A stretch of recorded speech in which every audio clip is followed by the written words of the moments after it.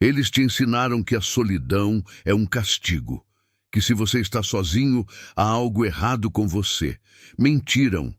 E se o isolamento não fosse fraqueza, mas arma?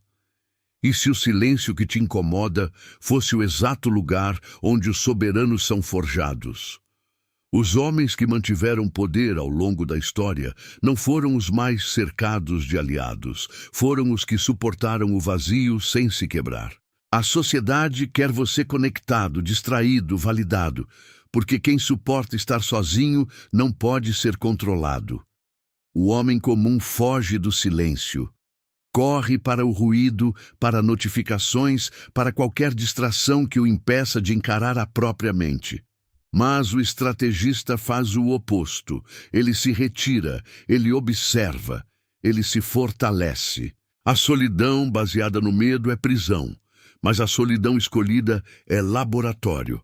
A questão não é se você está sozinho.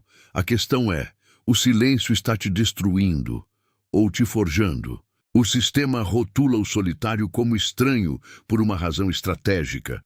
Um homem que precisa de aprovação é previsível. Ele compra o que mandam, repete o que mandam, tolera o que mandam. Desde a infância, o medo de exclusão é usado como coleira psicológica. Você aprende que pertencer é sobreviver e que estar sozinho é fracassar. Mas quando você corta essa coleira, algo muda. Imagine dois homens no mesmo ambiente tóxico. Um ri por medo de ser excluído. O outro trabalha em silêncio, indiferente à validação, pronto para sair se for necessário. Qual deles é manipulável? Quem não teme o isolamento se torna incontrolável. Você não pode chantagear alguém que já encontrou estabilidade dentro de si.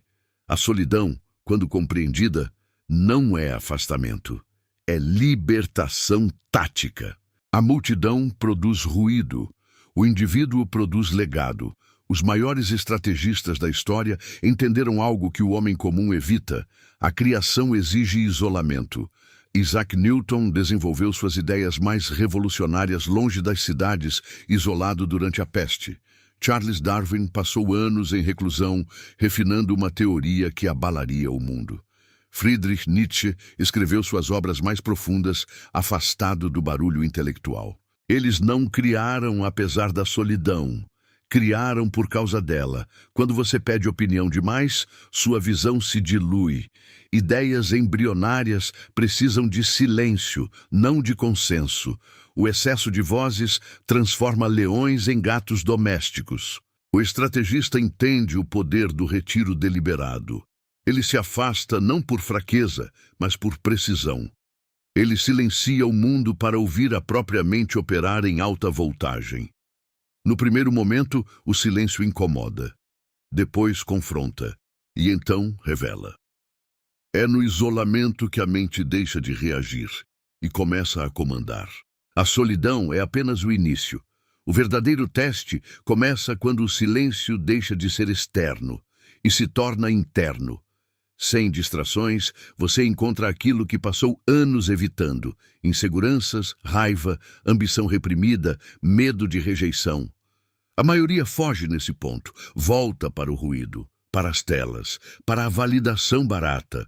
Mas o soberano faz o oposto. Carl Jung chamava isso de confronto com a sombra, encarar as partes ocultas da própria mente e integrá-las, em vez de negá-las. Um líder que não conhece suas fraquezas será destruído por elas. Um homem que ignora sua ambição será dominado por quem a aceita. A solidão funciona como fogo alquímico. Ela queima identidades falsas, queima máscaras sociais, queima a necessidade de aplauso. O que sobra após o incêndio é algo raro: inteireza. Você deixa de ser dividido entre quem é e quem tenta parecer. E um homem inteiro é perigoso, porque ele não reage por carência.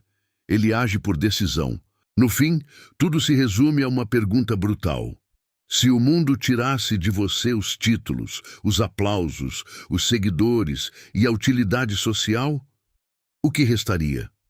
A maioria das pessoas construiu a própria identidade sobre os olhos dos outros. Sem plateia, desmoronam. Mas aquele que atravessou o deserto da solidão construiu algo diferente, um império interno. Arthur Schopenhauer dizia que a verdadeira riqueza é aquilo que carregamos dentro de nós. Quem depende do exterior vive em constante ameaça. Quem cultivou a própria mente se torna inafetável. A solidão foi a pressão. Você foi o carvão. E se suportou sem quebrar, tornou-se diamante.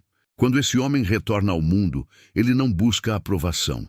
Ele estabelece presença, não implora pertencimento. Define o jogo. A multidão busca aplauso. O soberano busca clareza. E no silêncio absoluto, ele descobre algo que poucos suportam ouvir. Ele não está sozinho. Ele está completo. Se você chegou até aqui, você não é comum. A maioria foge quando o silêncio começa a revelar verdades incômodas. Você permaneceu. Então, deixe um selo nos comentários. A solitude é minha forja. Não é uma frase, é um código. Se este vídeo expandiu sua visão, inscreva-se.